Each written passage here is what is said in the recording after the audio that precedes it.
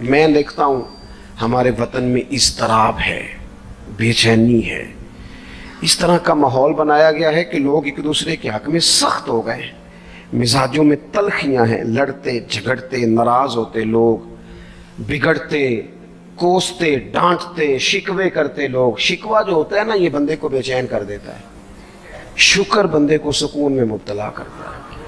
شکوے آزمائشیں اپنے دلوں میں وسعت لائیں، ایک دوسرے کو اصلاح کی طرف لائیں، ایک دوسرے کو پیغام دیں، ایک دوسرے کی تربیت کریں، تھوڑا سا حوصلہ، تھوڑا سا صبر، تھوڑی سی گنجائش اپنی طبیعتوں میں پیدا کریں۔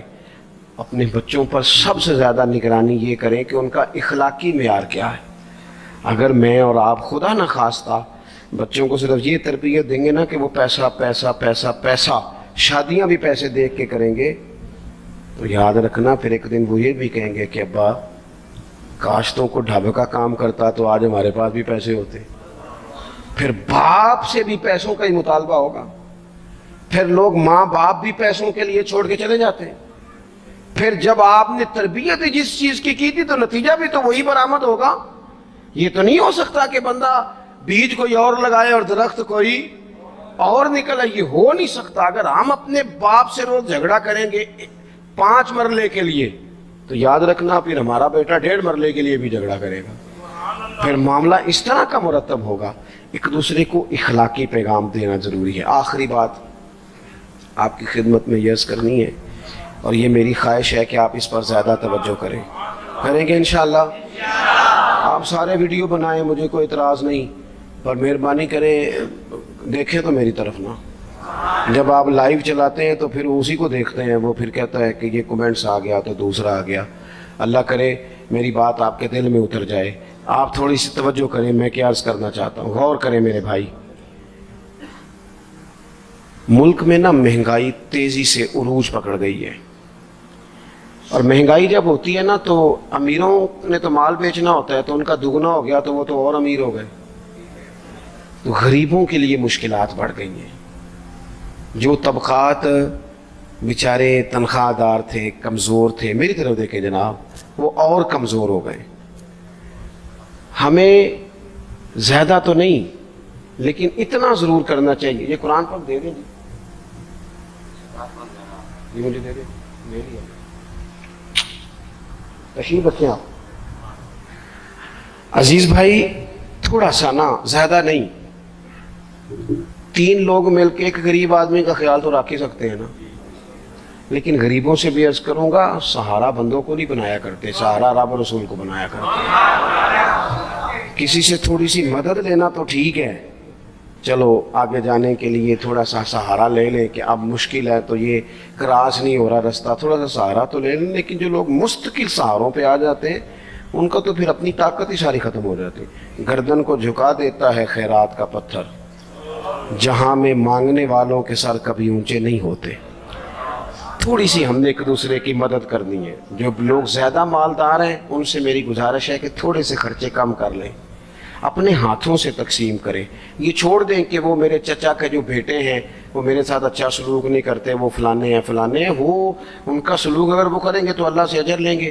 آپ اگر ان کو محسوس کرتے ہیں نا وہ غریب ہیں، ماموں کے بیٹے، چچا کے بیٹے، گلی والے، محلے والے، تو تھوڑا تھوڑا کر کے اپنے بھائیوں کی مدد کرنی شروع کریں۔ دیکھو عید پہ کپڑے تھوڑے لے لو نا، ویسے بھی سوٹ کی ضرورت تو صرف عید پڑھنے کے لیے، بعد میں تو کپڑے بدل کے ہی گوشت کرتے ہیں، تو بچے ویسے سوئے رہتے ہیں سارا دن۔ تھوڑی سی نا اپنے اضافی خرچے کم کریں۔ غربا کی تھوڑی، یہ عید گزری تھی نا چھوٹی تو شادیاں شروع ہو گئی تھی۔ میرے پاس لوگ بہت زیادہ آتے ہیں، چونکہ نیک آدمی سمجھ کے اچھا گمان کر کے لوگ دعاؤں کے لیے کہتے ہیں، تو ان کے دکھ سن کے نا تو کئی دفعہ سوچتے ہیں کہ یار یہ جو امیروں نے اتنے مہنگے مہنگے ہوٹلوں میں روٹیاں کھائیں، اتنی مہنگی مہنگی گاڑیاں پجارو، یہ اللہ کے حضور جواب بھی تو دینا ہے نا۔ ہم نے ایک دوسرے کا خیال چھوڑ گئے، 2-4 باتیں سوچ کے نا، وہ جی اس کے گھر میں 3 لوگ ہیں، کام کیوں نہیں کرتے؟ خدا کے بندے کرتے ہیں کام، لیکن محنت سے نہیں ملتا، خدا کے فضل سے ملتا ہے۔ تیرے اوپر فضل ہے، تجھے اب باتیں آتی ہیں، لیکن کئی دفعہ سارے بھی کریں تو رزق جب ہی آتا ہے جب رب چاہتا ہے۔ ایک تو وہ لوگ ہیں جو ہاتھ پھیلا کے مانگ لیتے ہیں، ایک سفید پوش ہوتے ہیں لا یسألون الناس الحافا، جو لپٹ لپٹ کے سوال نہیں کر سکتے، ان کو دیکھیں، بالخصوص اپنے بہن بھائیوں میں، قریبی رشتہ داروں میں، پڑوسیوں میں تھوڑی تھوڑی لوگوں کی مدد کریں اور اپنے خرچے بتدریج کم کریں۔ خواہش تو بچوں کی طرح ہوتی ہے، ایک خواہش پوری کریں تو دوسری پیدا ہو جاتی ہے، دوسری پیدا کریں تو 4 خواہشیں اور کھڑی ہیں۔ یہ نفس تو بچے کی طرح ہے، اپنی خواہشات تھوڑی کم کر کے۔ یہ حکومتوں سے آپ امید نہ رکھیں، ہمارے ملک میں جتنی سیاسی جماعتیں حکومتیں کر چکی ہیں یا کر رہی ہیں، ان سے کوئی توقع نہیں۔ یہ بیچارے تو اپنے جھگڑوں سے ہی باہر نہیں آتے، انہیں کیا خبر کہ قریب کہاں بستا ہے۔